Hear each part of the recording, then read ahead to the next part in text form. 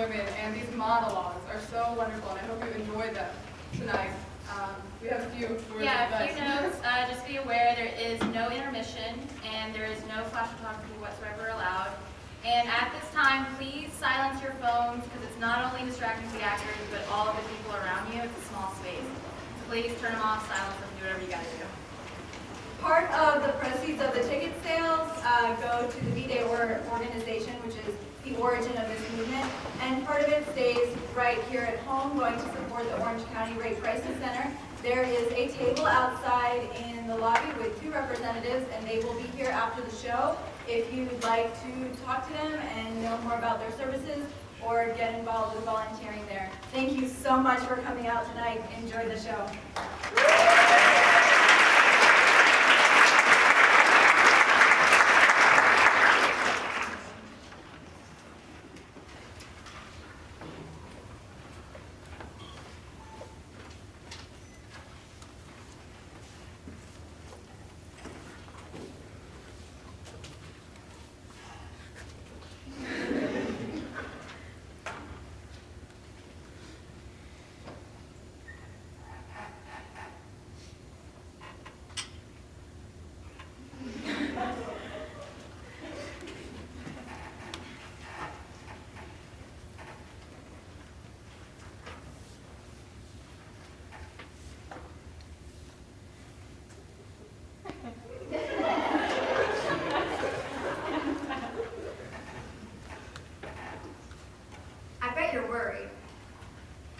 We were worried.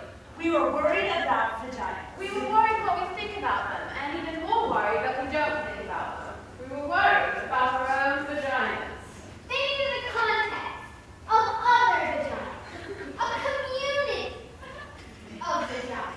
There's so much darkness and secrecy surrounding them, like the Bermuda Triangle. Nobody ever reports back from there. In the first place, it's not even easy to find a vagina. Women go weeks, sometimes months, even years without even looking at it. A high-powered businesswoman was interviewed and said she was too busy. She didn't have the time. Looking at your vagina, she said, was a full day's work. You've got to get down there on your back in front of a mirror that's standing on its own, a full length preferred. You've got to get in the perfect position with the perfect light, which then shadowed somehow by the mirror and the angle you're at. I mean, you're getting all twisted up. You're arching your neck, killing your back. You're exhausted at this point. She said she didn't have the time. She was too busy. So there were vagina interviews, which turned into vagina monologues. Over 200 women were interviewed. Older women, younger women, married women, lesbians, single women, corporate workers, college professors, actors, sex workers, Hispanic women, Caucasian women, African American women, Asian women, Jewish women. You get the idea. At first, women were reluctant to talk. They were a bit shy. But once they got going, you couldn't stop them. Turns out that women secretly love to talk about their vaginas. They get very excited about the subject, and mainly because, well, no one's ever asked them before. Let's just start with the word vagina. It sounds like an infection at best. Maybe even a medical instrument. Hurry, nurse, bring me the vagina. Vagina. Doesn't matter how many times you say it, it still never sounds like a word that you want to say. It's a totally ridiculous, completely unsexy word. If you say it during sex, trying to be politically correct, darling, will you stroke my vagina? Ugh, you're gonna kill the act right there. We were worried about vaginas. What we called them, what we didn't call them. In Great Neck, New York, they call it a pussycat. A woman there said her mother used to tell her, "Don't wear panties underneath your pajamas, dear. You need to air out your pussycat." In Westchester, they call it a pookie. In New Jersey, a twat. There's a powder box, a poochie, a poo-poo, and a pee-pee. A poopaloo, a punani, a pal, and a peach head. Toady, deedy, deeshy, dignity, monkey box. Coochie smusher, cooter, labby, Gladys Siegelman. VA, wheelie, horse spot, nappy dugout, Mongo, Mookie, a pajama.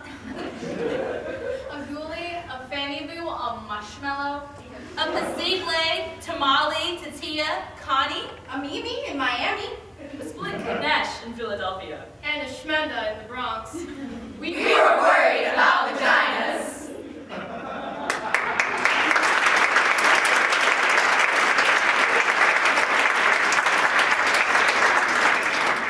Some of the monologues are based on one woman's story.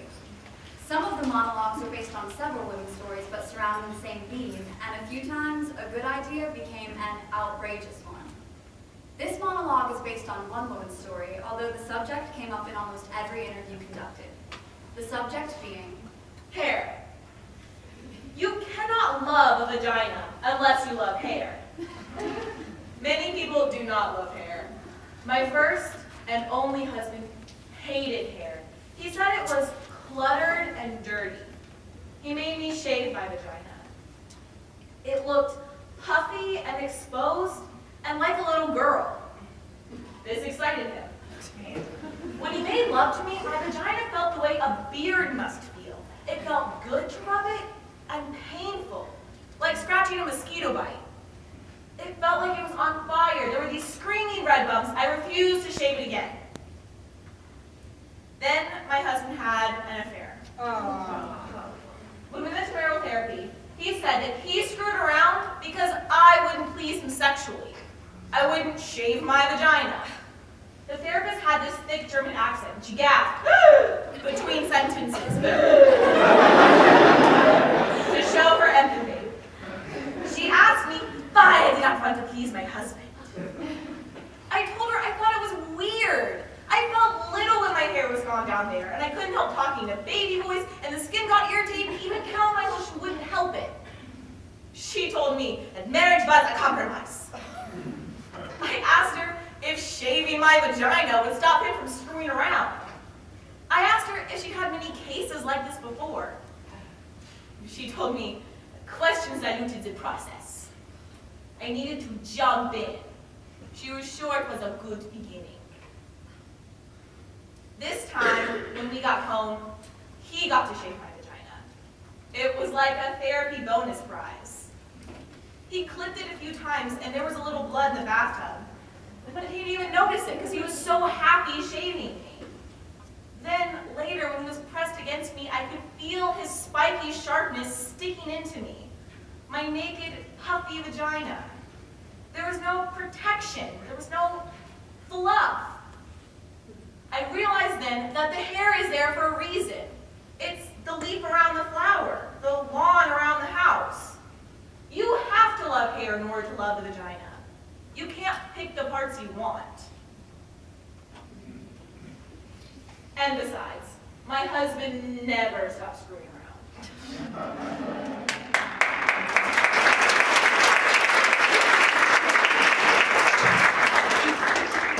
all of the women were asked the following questions. If your vagina got dressed, what would it wear? A male tuxedo, jeans, something form-fitting. Sunglasses, a beret, a leather jacket, silk stockings, mink, and a pink boa. Emeralds, an evening gown, sequins. A slicker! A tutu, see-through, black underwear.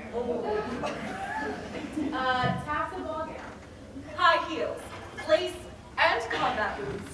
Purple shells, twigs, feathers, cotton. Sweatpants. A pinafore! A bikini. Armani only. An electrical shock device to keep unwanted strangers away. Something machine washable. A costume eye mask, purple velvet pajamas, angora, a red bow, ermine and pearls, a leopard hat, a silk kimono, and a tattoo. If your vagina could talk, what would it say? 2 words. Slow down! Is that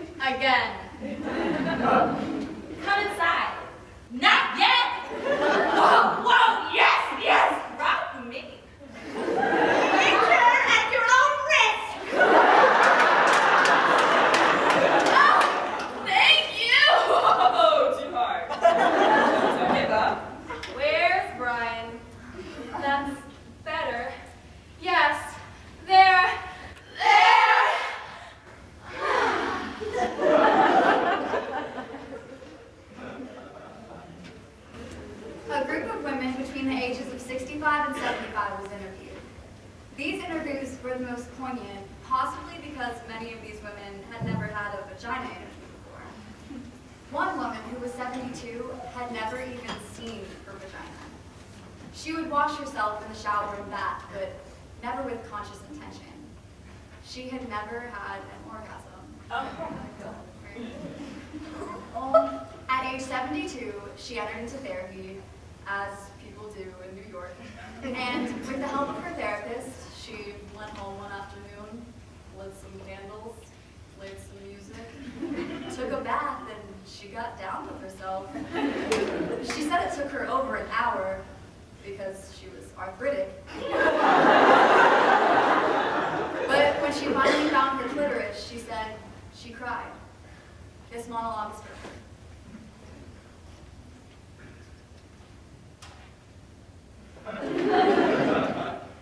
Down there? Well, I haven't been down there since 1953. No, it had nothing to do with Eisenhower. No. It's a cellar down there. It's very damp and clammy. You don't want to go down there, trust me. You get sick. It's very nauseating and suffocating. The smell of the clamminess and the mildew and everything. It smells unbearable. It gets in your clothes. No, there was no accident down there. It didn't catch on fire or blow up or anything. It wasn't so dramatic. I mean, well, oh no, never mind. No, never mind. I can't talk to you about this. What's a smart young girl like you going around asking old ladies about their down there's for anyway? We didn't do that kind of thing when I was a girl. What? Jesus, okay. There was this boy, Andy Lepetall. He was cute. Well, at least I thought so. And tall, like me. And I really liked him. He asked me out for a date in his car. I can't tell you about this. I can't do this. Talk about down there. You just know it's there. Like the cellar. There's rumbles down there sometimes, and you can hear the pipes move. And sometimes things get caught, little animals and things. And it gets wet, and sometimes people have to plug up the leaks. Otherwise, the doors stay closed. You forget about it. I mean, it's part of the house, but you don't see it or think about it. It has to be there, though, because every house has a cellar. Otherwise, the bedroom would be in the basement.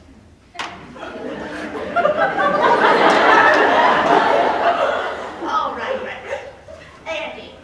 Andy left off. Andy was very good looking. He was a catch. Well, that's what we called it in my day. We were in his car, a new white Chevy Bel Air. I remember thinking that my legs were too long for the seat. I have long legs. They were smushed up against the dashboard. I was looking at my big kneecaps when he just kissed me in this surprisingly take me by control like they do in the movies kind of way. I got excited. Well, I got so excited that, well, there was a flood. I couldn't control it. It was like this force of passion, this river of life, just flooding right out of me, right through my panties, and right onto the car seat of his new white Chevy Bel Air. It wasn't pee, and it was smelly. Well, frankly, I didn't really smell anything at all, but Andy said, that it smelled like sour milk that I was staining his new car with. I was a stinky, weird girl, he said. I wanted to explain to him that I wasn't normally like this. His kiss had just caught me off guard. I tried to wipe off the flood with my dress. It was a new yellow primrose dress. And it looked so ugly with the flood on it. Andy drove me drove me home without saying another word. When I got out of the car and closed the door, I closed the whole shop, locked it, never opened for business again. I dated some after that, but the idea of the flooding, it made me too nervous. I never even got close again. I used to have these dreams, crazy dreams. They're dopey. Why?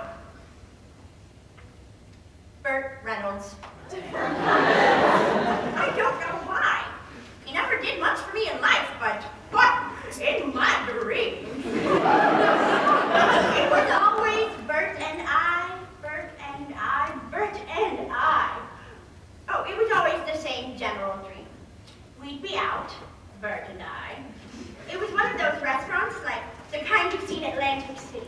All big with the chandeliers and stuff, and the thousands of waiters with the vests. Burt would give me an orchid corsage. I would pin it on my blazer, and we'd laugh. We were always laughing, Burt and I. Laughing, laughing. We'd have shrimp cocktail. Huge shrimp, fabulous shrimp. We'd laugh some more. We were very happy together, Burt and I. Then he would look me in my eye and pull me to him in the middle of the restaurant. And just as he was about to kiss me, the whole restaurant would start to shake. Pigeons would fly out from under the table. I don't know what the pigeons were doing down there. And the flood would come from down there. It would pour out of me. It would pour and pour. There would be fish inside them, little boats. And the whole restaurant would fill with my blood. And Burt would be standing there, waist deep in it, looking horribly disappointed in me that I'd done it again. Horrified as he watched his friends, Dean Martin and the like, swim past us in their evening gowns and tuxedos. I don't have those dreams anymore. Well, not since they took away just about everything connected with down there. They moved out the tubes, the uterus, the whole works. The doctor thought he was being funny. He said, if you don't use it, you lose it. But really, I found out it was cancer. Everything around it had to go. Who needs it anyways? It's highly overrated. I've done other things. I enjoy the dog show. I sell antiques. You ask me, what would it wear? What kind of question is that? What would it wear? It would wear a big sign. Closed due to flooding.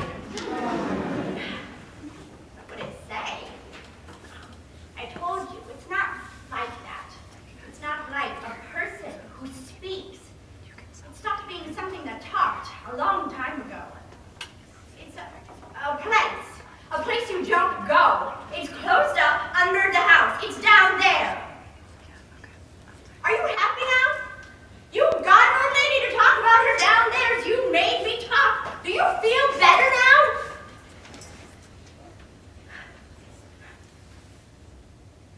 Actually, you're the first person I've talked to about this. And I feel a little better.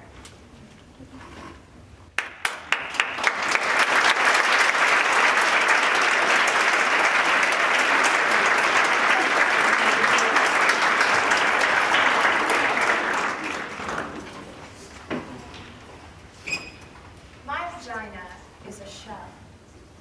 A round, pink, tender shell, opening and closing, closing and opening. My vagina is a flower, an eccentric tulip.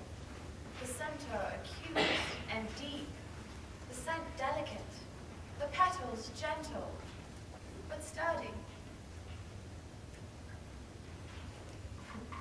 I did not always know this. I learned this in the Vagina Workshop. I learned this from the woman who runs the Vagina Workshop, a woman who believes in vaginas, who really sees vaginas, who helps other women see their own vaginas by seeing other women's vaginas. In the first question. We were asked to draw a picture of what our own unique, beautiful, fabulous vagina looked like. That's what she called it.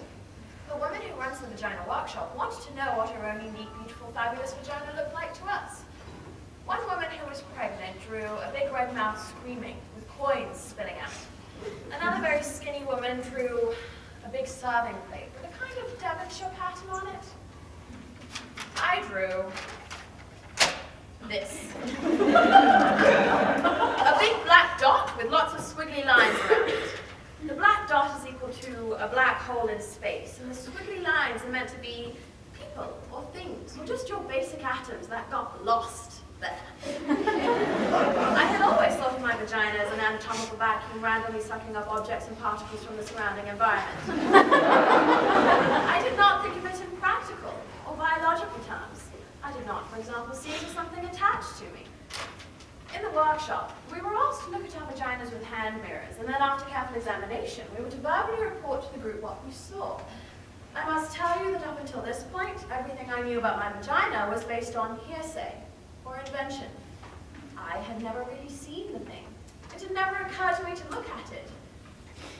My vagina existed for me on some abstract plane. It seemed so reductive and awkward, looking at it like we were on our shining blue mats with our hand mirrors. It reminded me of how the early astronomers must have felt with their primitive telescopes.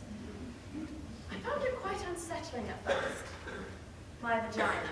Like the first time you see a fish cut open, and you discover this other, bloody, complex world right underneath the skin. It was so raw, so red, so fresh. And the thing that surprised me most of all was all the layers. Layers inside layers, opening into more layers. My vagina amazed me. I couldn't speak when it came my turn in the workshop. I was speechless. I had awakened to what the woman who runs the Vagina Workshop called vaginal wonder. I just wanted to lay there on my mat, my legs spread, examining my vagina forever. It was better than the Grand Canyon, ancient and full of grace. It had all the innocence and freshness of a proper English garden. It was funny, very funny. It made me laugh. It could hide and seek, open and close. And then the woman who runs the Vagina Workshop asked us how many of us had orgasms. 2 women tentatively raised their hands. I didn't raise my hand, but I had orgasms. I didn't raise my hand because they were accidental orgasms. They happened to me. They happened in my dreams, and I would wake in splendor.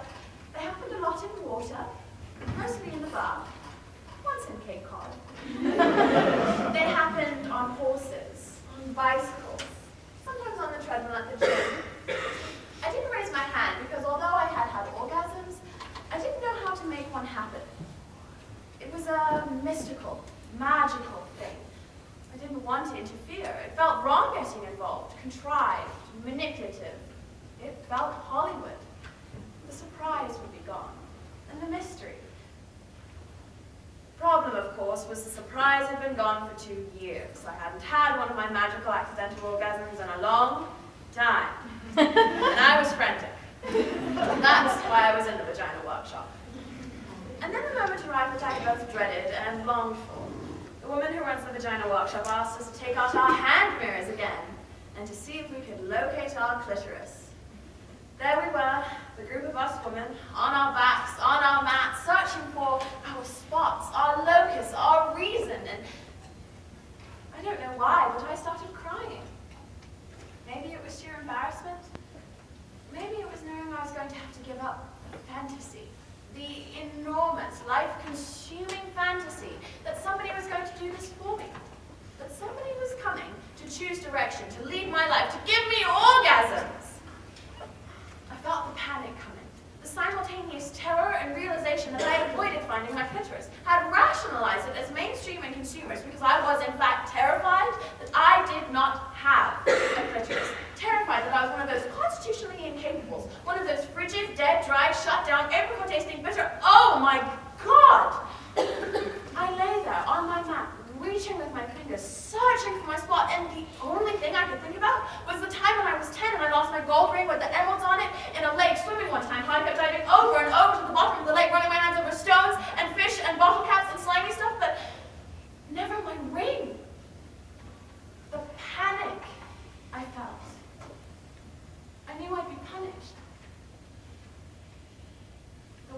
runs the vagina workshop saw my insane, scrambling, sweating, and heavy breathing.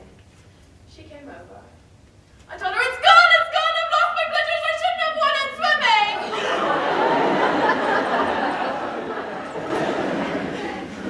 She laughed at me. She calmly stroked my forehead.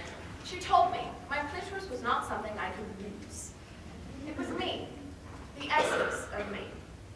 It was both the doorbell to the house and the house itself. I didn't have to find it. I had to be it. Be it. Be my clitoris. Be my clitoris. I lay back. I closed my eyes. Put down the hand mirror. I watched myself floating above myself. I watched as I slowly approached myself and re-entered. It was quiet, this re-entry. Quiet and gentle. I felt like an astronaut re-entering the surface of the earth. I bounced and landed and bounced. I came into my own muscles and blood and cells, and I slid into my vagina. It was suddenly easy, and I fit. I was all warm and pulsing and ready and young and alive, and then suddenly, without looking, with my eyes still closed, I put my finger on what had suddenly become me.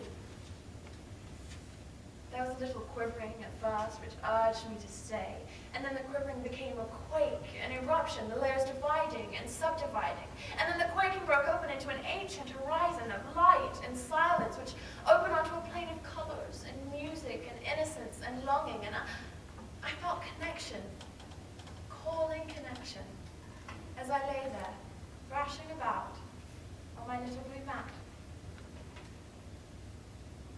My vagina is a shell, a tulip, and a destiny. I'm arriving as I'm beginning to leave. My vagina. Me.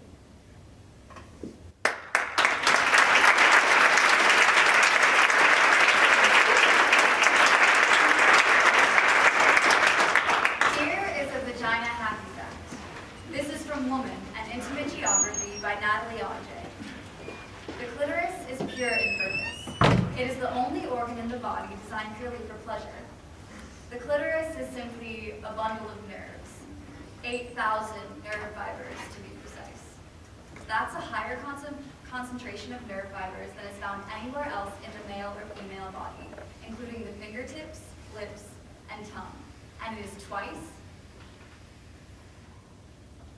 the number of the penis. Who needs a handgun when you've got a semi-automatic? This monologue is based on a woman who had a good experience with her. This is how I came to love my vagina. It's embarrassing because it's not politically correct. I mean, I know it shouldn't happen in a bath with salt grains from the Dead Sea, Enya playing in the background, me loving my woman self. I know the story. Vaginas are beautiful. Our self-hatred is only the internalized repression and hatred of the patriarchal culture. It isn't real. Pussies unite. I know all of it. Like, if we'd grown up in a culture where we were taught fat thighs were beautiful, we'd all be pounding down milkshakes and Krispy Kremes, laying on our backs, spending our days thigh expanding. But we didn't grow up in that culture. I hated my thighs, and I hated my vagina even more. I thought it was incredibly ugly. I was one of those women who had looked at it, and from that moment on, I wished I hadn't. It made me sick. I pitied anyone who had to go down there. In order to survive, I began to pretend there was something else between my legs. I imagined furniture. Cozy futons with light cotton comforters, little velvet settees, leopard rugs, or pretty things. Silk handkerchiefs, quilted pot holders, or place settings. I got so accustomed to this that I lost all memory of having a vagina. Whenever a man was inside me, I'd picture him inside a mink-lined muffler or a Chinese bowl. Then I met Bob. Bob was the most ordinary man I nondescript and wore khaki tan clothes. Bob did not like spicy foods or listen to Prince. He had no interest in sexy lingerie. In the summer, he spent time in the shade. He did not share his inner feelings. He didn't have any problems or issues and wasn't even an alcoholic. He wasn't mean or unavailable. He was a self-involved or charismatic. He didn't drive fast. I didn't particularly like Bob. I would have missed him altogether if he hadn't picked up my change that I dropped on the deli floor. When he handed me back my quarters and pennies and his hand accidentally touched mine, something happened. I went to bed with him. That's when the miracle occurred. Turned out, Bob loved vaginas. He was a connoisseur. He loved the way they felt, the way they tasted, the way they smelled, but most importantly, he loved the way they looked. He had to look at them. The first time we had sex, he told me he had to see me. Right here? I said. No, you, he said. I have to see you. Turn on the light? I said, thinking he was a weirdo and freaking out in the dark. He turned on the light. Then he said, okay, I'm ready. Ready to see you. Right here, I waved. I'm right here. Then he began to undress me. Oh, what you doing, Bob? I said. I need to see you.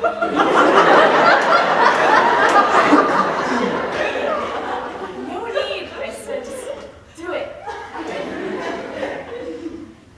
need to see you. He said, oh, have you seen a red leather couch before? I said. Bob continued. He would not stop. I wanted to throw him and die. This is awfully intimate. I said, can't you just do it? No. T-R. I have to look. I held my breath. He looked and looked. He got breathy and his face changed. He didn't look ordinary anymore. He looked like a hungry beast.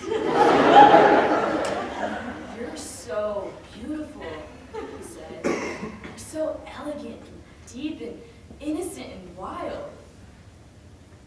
You saw that there? I said. He was like he read my palm. I saw that, he said, and more. Much, much more. He stayed looking for almost an hour, as if he were studying a map, observing the moon, staring into my eyes, but it was my vagina. In the light, I watched him looking at me, and he was so genuinely excited, so peaceful and euphoric. I began to get wet and turned on. I began to see myself the way he saw me. I began to feel beautiful and delicious like a great painting or a waterfall. Bob wasn't afraid. He wasn't grossed out. I began to swell, began to feel proud, began to love my vagina. And Bob lost himself there. And I was there with him in my vagina. And we were gone.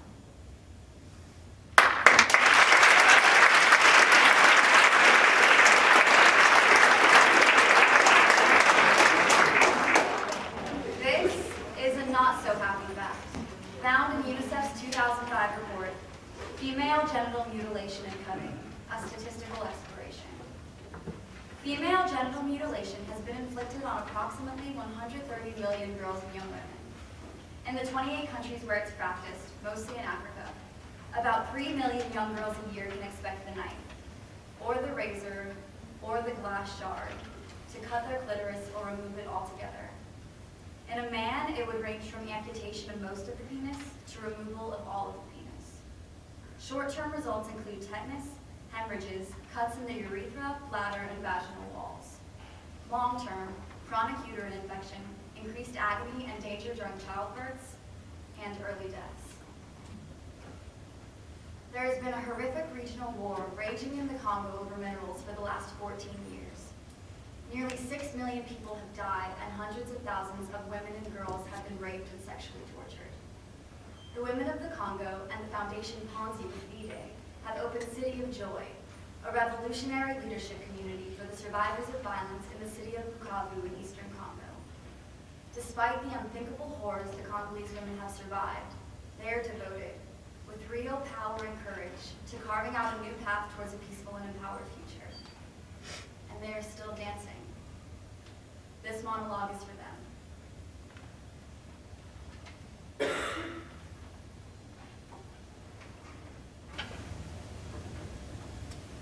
What if I told you I did not have a vagina? It's gone. It's hard to describe what is there. It's not an organ, exactly. It's something the doctor made. It's something he put there when I was asleep.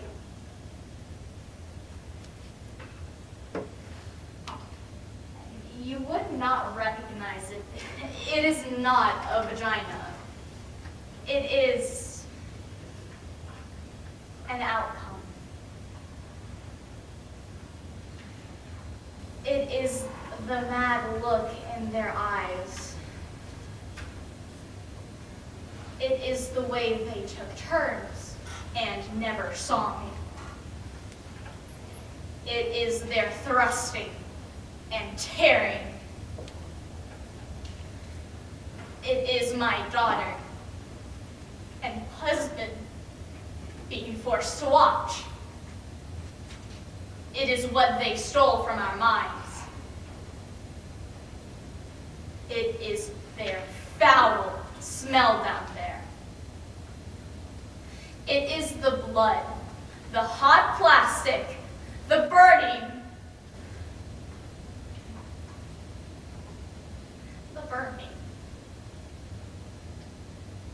And there are many of us, thousands, mutilated, clothes, cast out.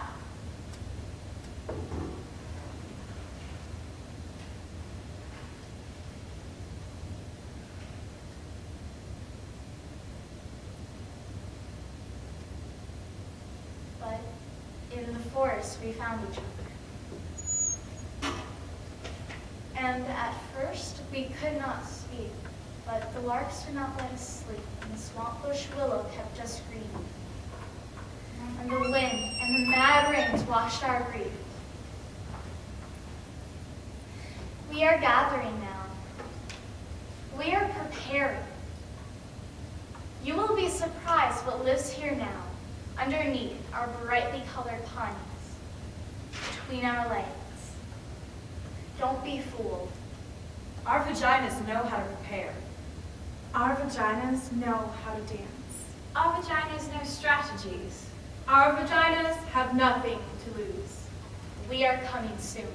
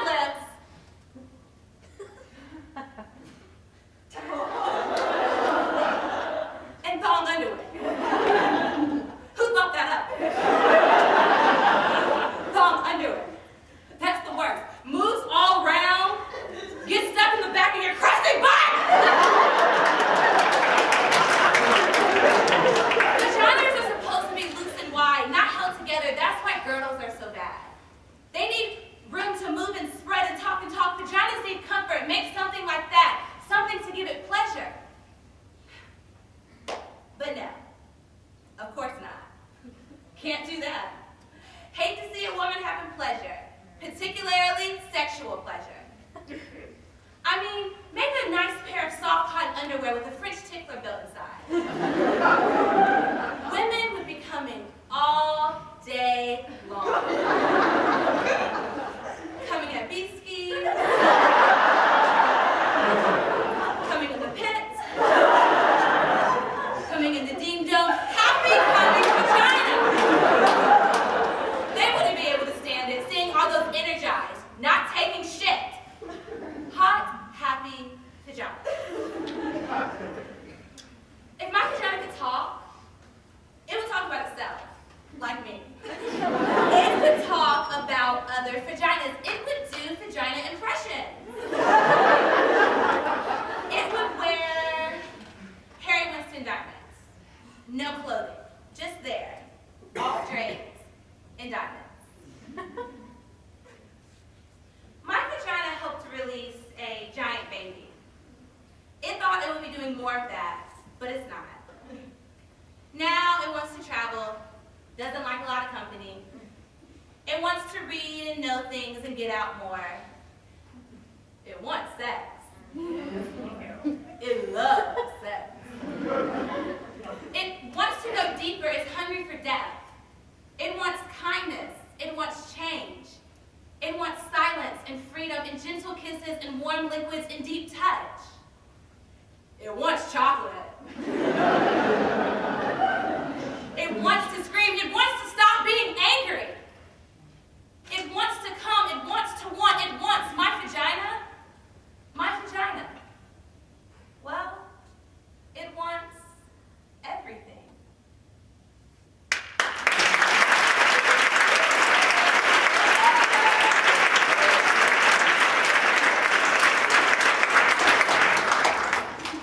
Bosnian women refugees were interviewed during the war in Yugoslavia at refugee camps and centers.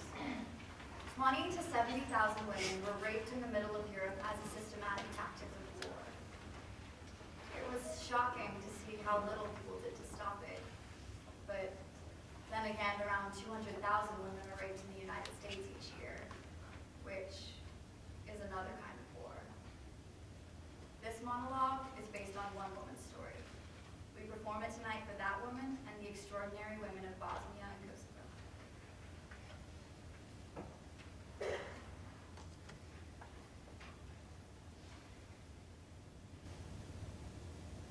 My vagina was green water, soft pink fields, cow mooing, sun resting, sweet boyfriend touching lightly with soft piece of blonde straw.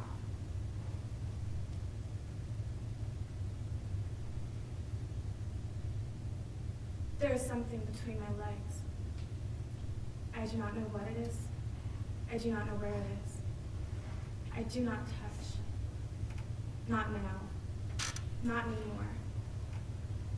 Not since. My vagina was chatty. Can't wait. So much saying words, talking. Can't quit trying. Can't quit saying. Oh yes. Oh yes.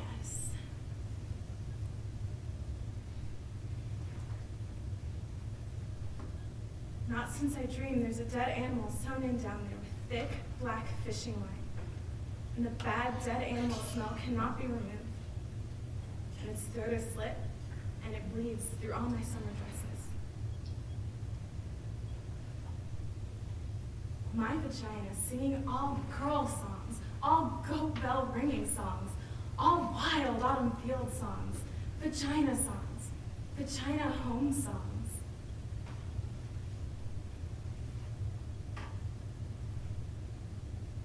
Not since the soldiers put a long, thick rifle inside me. So cold this year, I'm canceling my heart.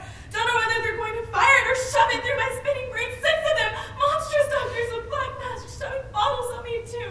There were sticks and the end of a broom. My vagina, swimming river water, clean spilling water over sun-baked stones, over stone clit stones, over and over.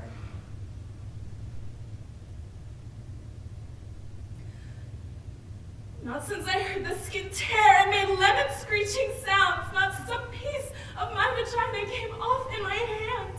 A part of the lip. Now one side of the lip is completely gone.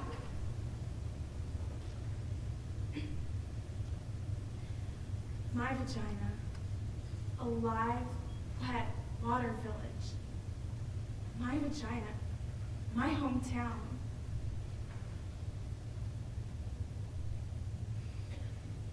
Not since they took turns for 7 days smelling like feces and smoked meat, they left their dirty sperm inside me. I became a river of poison and pus, and all the crops died, and the fish. My vagina, a live, wet water village. They invaded it, butchered it, and burned it down. I do not touch now. Do not visit. I live someplace else now. I don't know where that is.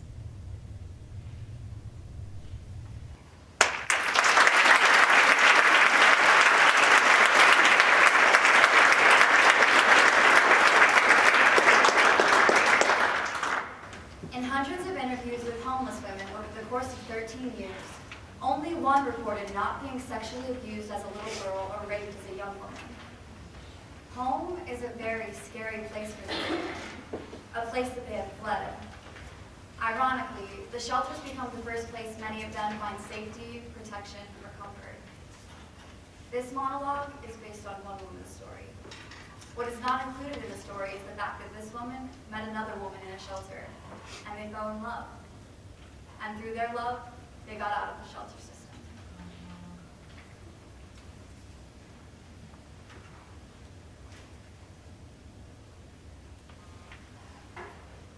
Memory, December 1965, 5 years old. My mama tells me in a scary, loud, life-threatening voice to stop scratching my coochie scorcher. I've become terrified of scratching off down there. I do not touch myself again, even in the bath.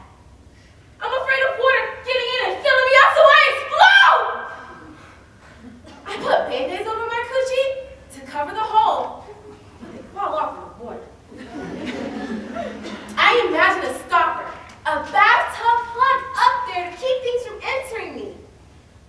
I sleep with 3 pairs of Happy Heart pattern cotton underpants underneath my snap-up pajamas. I still want to touch myself sometimes, but I don't. Memory, 7 years old. Edward Montaigne, who's 10, gets angry at me and punches me with all his might in between my legs. It feels like he breaks my entire self. I live home. I can't pee. And when my mama asks what happened to my coochie snatcher, I tell her what Edgar did to me. She gets mad at me and says, "Don't you ever let anyone touch you down there again." I try to tell her, "Mama, he didn't touch it, he punched it." Memory, 9 years old. I play on the bed, bouncing and falling and oh shoot! Impale my coochie stretcher on the bedpost. Oh. I make high-pitched screaming noises that come straight from my coochie stretcher's mouth. I get taken to the hospital, and they sew it up down there from where it's been torn apart. Memory, 10 years old. I'm at my father's house, and he's having a party. Everyone's drinking, I'm alone in the basement, and I'm trying on my new white cotton bra and underpants that my father's girlfriend gave me. Suddenly, my father's best friend, this big man Alfred, comes up from behind, and he pulls my new underpants down, and he sticks his big, hard penis into my coochie snorcher. I screamed, I kicked, I tried to fight him off, but he already gets there then, and he has a gun, and then there's a loud, horrible noise, and then there's blood all over me and Alfred. Lots of blood. I'm sure my coochie snorcher is finally falling out. Alfred is paralyzed for life, and my mama doesn't let me see my father for 7 years. Memory, 13 years old. My coochie snorcher is a very bad place. It's a place of pain, nastiness, punching, invasion, and blood. It's a site for mishaps. It's just a bad luck zone. I imagine a freeway in between my legs, and I'm traveling, going far away from here. Memory, 16 years old. There's this gorgeous 24-year-old woman who lives in our neighborhood, and I stare at her all the time. One day she invites me into her car, and she asks if I like to kiss boys. And I said, I do not like that. Then she says she wants to show me something. Then she leans over and kisses me on the lips with her lips and puts her tongue in my mouth. Wow. She asked if I wanted to come over, and then she kisses me again. She tells me to relax, to feel it, to let our tongues feel it. She asked my mom if I could spend the night, and my mother's delighted that such a beautiful, successful woman has even taken an interest in me. I'm scared, and I can't wait. Her apartment's fantastic. She's got it hooked up. It's the 70s with the fluffy pillows, the moonlight, the beads. I decided right then and there that I want to be a secretary like her when I grew up. She makes herself a vodka to drink, and she asks what I would like. And I say, the same thing she's drinking. She says, I don't think your mama would like you drinking vodka. I say, she probably won't let me kiss some girls either. And of course, the pretty lady makes me a drink. Then she changes to this chocolate satin teddy. She's so beautiful. I always thought dykes were ugly. So I say, damn, you look great. She says, so do you. And I say, but I only have on this white cotton bra and underpants. Then she changes me slowly into another satin teddy. It's lavender like the first soft days of spring. The alcohol has gone to my head and I am loose and ready. There's a picture over her bed of a naked black woman with a huge afro. She gently and slowly lays me out on her bed, and just our bodies rubbing makes me come. Then she does everything to me and my coochie snorcher that I thought was nasty before. I am so hot, so well. She says, your vagina, untouched by men, smells so nice, so fresh. Wish I could keep it that way forever. I get crazy loud, and then the phone rings, and of course it's my mama. I'm sure she knows. She catches me at everything. I'm breathing so hard, and I'm trying to act normal when I get on the phone. She's like, what you been doing? Have you been running? I say, no, mama, exercising. Then she tells the beautiful lady to make sure I'm not around any boys. The lady tells her, trust me, ain't no boys around here.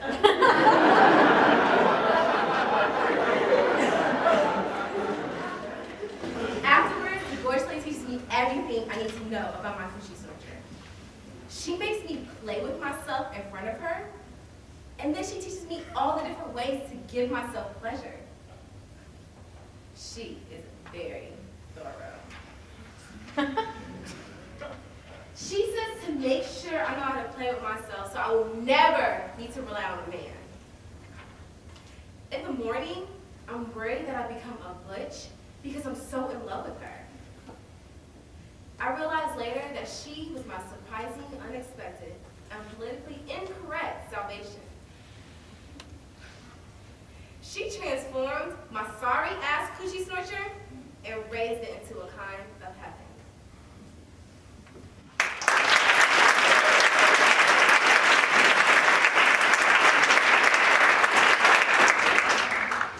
As part of our author's work to include the voices of all women who face violence, she interviewed a diverse group of trans women in preparation for creating this piece. This piece was performed for the first time in LA in 2004 by an all-transgender cast.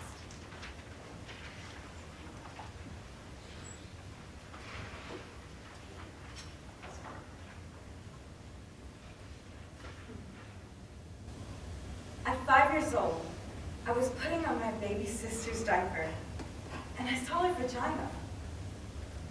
I wanted one. I wanted one. I thought it would grow. I thought it would open. I ached to belong. I ached to smell like my mother. Her sweet aroma lived in my hair, on my hands, in my skin. I ached to be pretty. Pretty. I wondered why I was missing my bathing suit top at the beach. Why I wasn't dressed like the other girls. I ached to be completed. I ached to belong, to twirl the baton. They assigned me a sex the day I was born. It's as random as being adopted or being assigned a hotel room on the 30th floor. It has nothing to do with who you are or your fear of heights. But despite the apparatus I was forced to carry around, I always knew I was a girl. They beat me for it. They beat me for crying. They pummeled me for wanting. To touch, To pet, to hug, to help, to hold their hands. For trying to fly in church like Sister Betrell. for doing cartwheels. Crocheting socks. Carrying purses to kindergarten. They kicked the shit out of me every day on the way to school. In the park, they smashed my magic marker painted nails. They punched my lipstick mouth. They beat the girl out of my boy. Or they tried. So I went underground. I stopped playing the flute. Be a man! Stand up for yourself! Go punch it back! I grew a full beard. It was good I was big. I joined the Marines. Suck it up and drive on! I became duller. Jaded. Sometimes cool. Butch it! Butch it! Butch it up! Always clenched and accurate and incomplete. I ran away from home, From school. from boot camp. I ran to Miami, To Greenwich Village. Aleutian Islands, New Orleans. I found gay people. wilderness lesbians. Got my first hormone shot. Got permission to be myself. To transition. To travel. To immigrate. 350 hours of hot needles. I would count the male particles as they died off. 16 man hairs. Gone. The feminine is in your face. I lift my eyebrows more. I'm curious, and I ask questions. And my voice. Practice, practice. It's all about resonance. Sing song, sing song. Men are monotone and flat. Southern accents are really excellent. English accents really help. Hello, my friend. And my vagina is so much friendlier. I cherish it. It brings me joy. The orgasms come in waves now. Before, they were jerky. I'm your girl next door. My lieutenant colonel father ending up paying for it. My vagina. My mother was worried what people would think of her, that she made this happen. Until we went to church one day and everyone said, "You have such a beautiful daughter." I got to be soft. I'm allowed to listen. I'm allowed to touch. I'm able to receive. To be in the present tense. People are so much nicer to me now. I can wake up in the morning, put my hair in a ponytail. If wrong was righted. I am right with God. It's like when you're trying to sleep and there's this loud car alarm. When I got my vagina, it was like someone finally turned it off.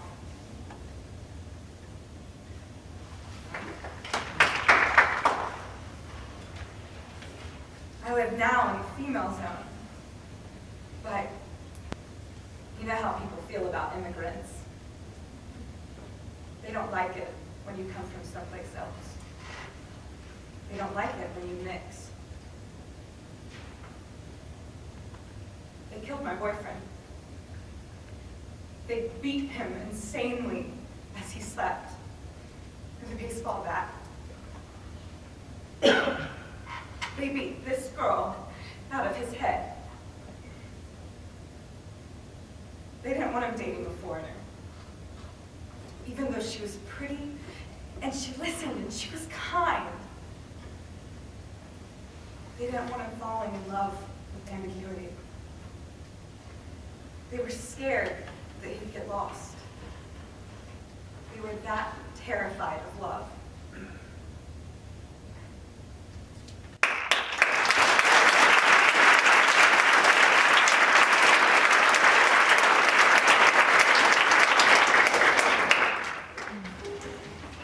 You may not know this, but they are wild for vaginas in Pittsburgh.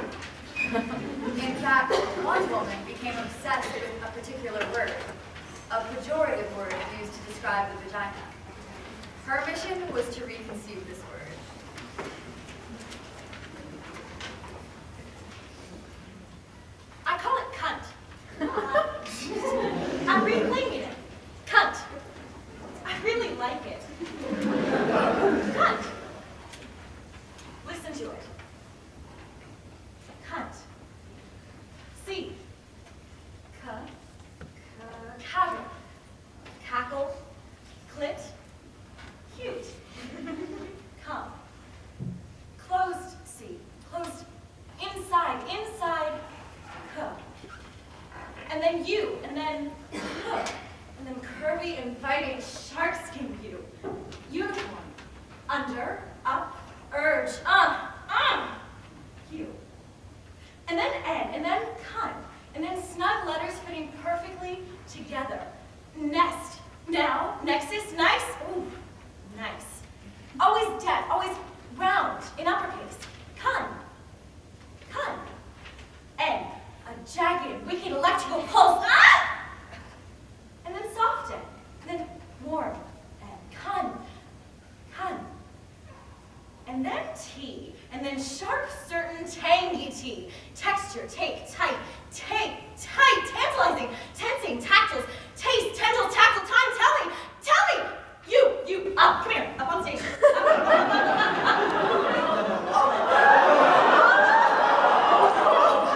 Say it. Cunt. That was weak. Say it. Cunt. There we go. All right. Cunt.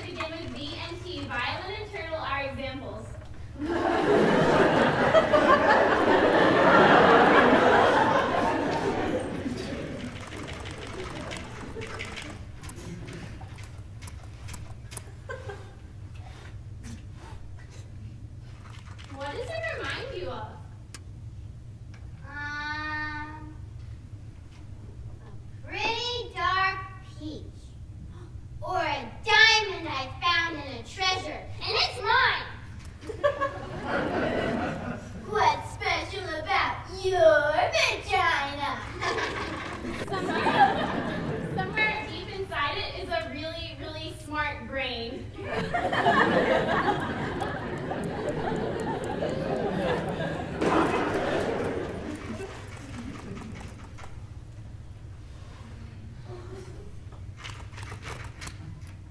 What's it smell like?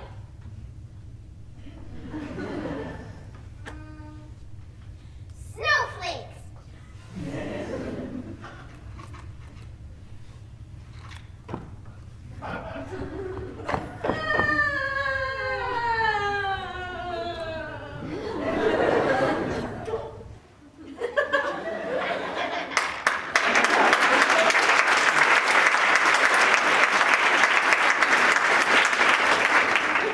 Sex workers have rich, complex, compelling relationships with their vaginas.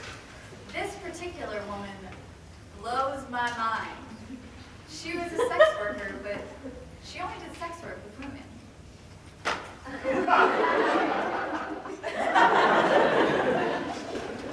I love vaginas.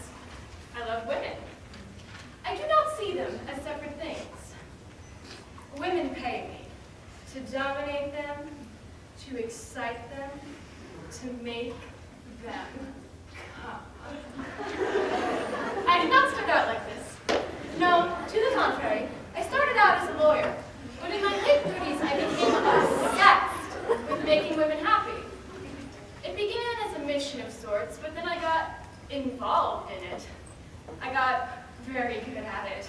Kind of brilliant. It was my art. I started getting paid for it. It was as if I had found my calling.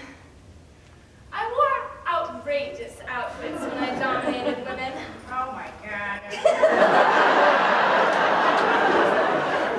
And I used pumps. You know, some rope. Some hand Oh, props. wait, the singers? Some vibrators. Oh, Lord. Some bigger vibrators. Dildos. Nothing like this in tax law. There were no props, no excitement, and I hated those blue corporate suits. Although I wear them now from time to time in my new line of work, and they serve quite nicely. There were no props in tax law. There was no wetness, no dark, mysterious foreplay, no erect nipples, no delicious mouths. But mostly, there was no moaning. Not the kind I'm talking about anyway. There was no moaning. This was the key. I see it now. Moaning was the thing that ultimately seduced me and got me addicted to making women happy. When I was a young girl and I would see women in the movies making love, making strange orgasmic moaning noises, I used to laugh. I got strangely hysterical. I just couldn't believe that these big, outrageous, ungoverned noises came from women. I longed to moan. I used to practice in front of a mirror on a tape recorder, moaning in various keys, various tones. But always when I played it back, it sounded fake. It was fake. It wasn't rooted in anything sexual, really, only in my desire to be sexual. But then one time, when I was 10, I had to pee really badly once, on a car trip.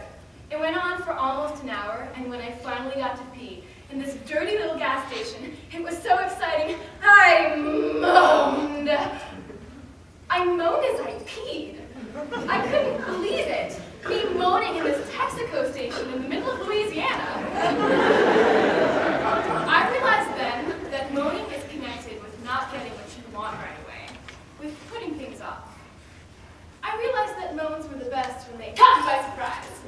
When they came from this dark, mysterious place inside yourself that speaks its own language.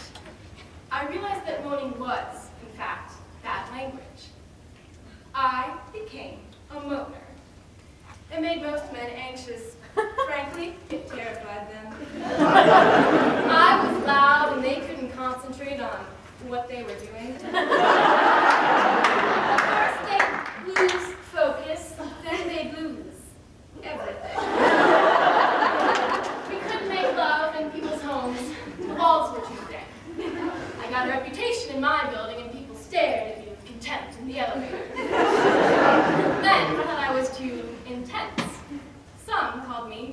insane. I began to feel bad about my moaning. I got quiet and polite. I made noise into a pillow. I began to choke my moan, to hold it back like a sneeze. I began to get headaches and stress-related disorders. I was becoming hopeless when I discovered women. I discovered that most women loved my moan, but more importantly, I discovered how deeply excited I became when other women moaned, when I was responsible for other women moaning. I made love to quiet women, and they shocked themselves in their moaning. I made love to moaners, and they found a deeper, more penetrating moan. It was a kind of surgery, a kind of delicate science, finding the exact tempo, the right location, or home of moan. That's what I called it. Sometimes I found the moan right over a woman's jeans. Sometimes I snuck up on it, off the record, quietly disarming the surrounding alarms and moving there. Sometimes I used force, but not a violent, oppressive kind of force. More like an I'm going to take you somewhere, don't worry, just lay back and enjoy the ride kind of force. Sometimes it was simply mundane. I found the moan before things even really got started, when we were eating salad or chicken. Just casual, right there, with my fingers. Real simple. In the kitchen, all mixed in with the balsamic vinegar. Sometimes I used props. I loved props. Remember me with it. Sometimes I made a woman find her own moan right in front of me. I waited, stuck it out until she opened herself. And I wasn't fooled by the minor, more obvious moans. No. I pushed her further, all the way until she found her power moan. There was the clit moan. The vaginal moan. Combo, clit vaginal.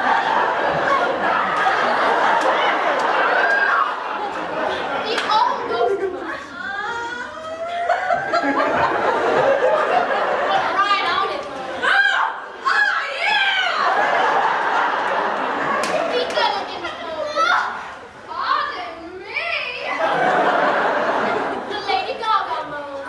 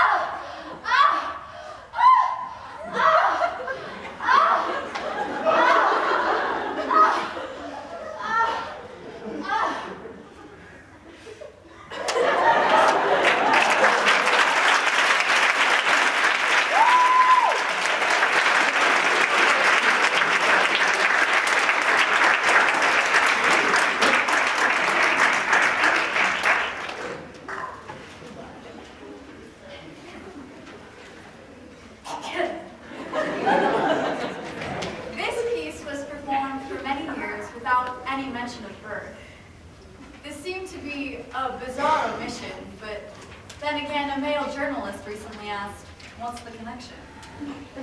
Our author was present at the birth of her granddaughter. She was in awe of vaginas before. She's in deep worship now. I was there when her vagina opened. We were all there, her mother, her husband, and I, and the nurse from the Ukraine with her whole hand up there in her vagina, feeling and turning with her rubber glove, as she talked casually to us, like she was turning on a loaded faucet. I was there in the room when the contractions made her crawl on all fours, made unfamiliar moans leak from her pores. And again, hours later, when she screamed, suddenly, wild, her arms striking at the electric air. I was there when her vagina changed from a shy, sexual hole into an archaeological tunnel, a Venetian canal, a sacred vessel, a deep well with a tiny, stuck child inside, waiting to be rescued. I saw the colors of her vagina. They changed. The bruised, broken blue, the blistering tomato red, the gray pink, the dark. Saw the blood like perspiration along the edges. Saw the yellow, white liquid, the clots, the shits, pushing out all the holes, harder and harder. Saw through the holes, the baby's head, scratches of black hair. Saw it just there beyond the bone, a hard, round memory, as the nurse from Ukraine kept turning and turning her slippery hand. I was there with each of us, her mother and I, held a leg and spread her wide, pushing with all our strength against her pushing. And her husband, sternly counting, 1, 2, 3, and telling her to focus, harder. We looked into her then. We couldn't get our eyes out of that place. We forget the vagina. All of us. What else could explain our lack of awe, our lack of reverence? I was there as the doctor reached out with Alice in Wonderland spoons, and there as her vagina became a wide, operatic mouth, seeming with all its strength. First the little head, then the great flopping arms, then the fast swimming body swimming quickly into our weeping arms. I was there later, when I turned and faced her vagina.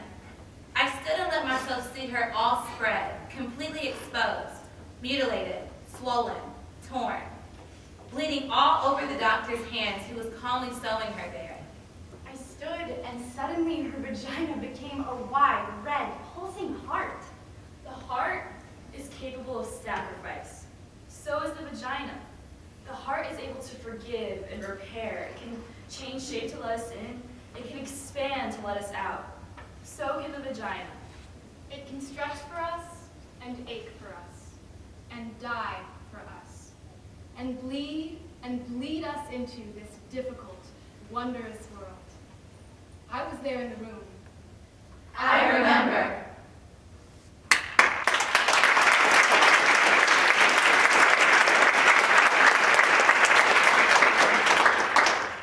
Since 1998, V-Day, the global movement that grew out of this play, the Vagina Monologues, has focused its attention on areas of the world where women and girls are the most vulnerable.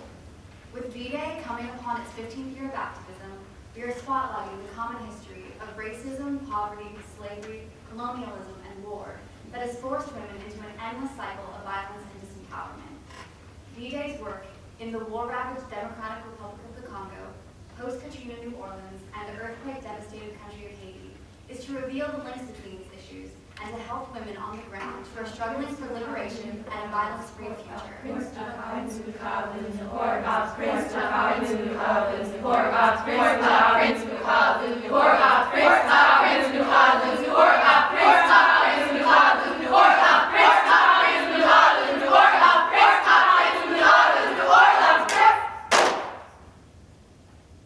What broken earthquake, bombed out, worn down, born over, levee flooded. What bright yellow, green speckled, mango sitting, light dust, barefooted, pig walking, goat crossing, garbage piled, high cement broken. Hot daylight, hungry history, shackled hands, missing rubber, bleeding, displaced, evacuee, exiled. Water coming, houses falling, earth cracking, vagina splitting. What UN peacekeepers, US guards, guns pointing? What red, yellow, green X, no body markings?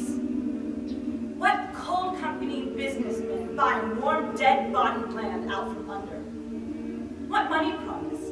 9 billion, 29 billion, mini billion, never arriving billion? What missing presidents, ex-presidents, corrupt presidents? What 4-year-old, 6-year-old, 18-year-old raped open in Superdome camp-burning village? What outside, well-intended, saving and rendering powerless victims made victims victims? What melting, penetrable, tense-skinned soul? What world? What people having everything keep going while garbage swallows, boys digging, children sinking, mothers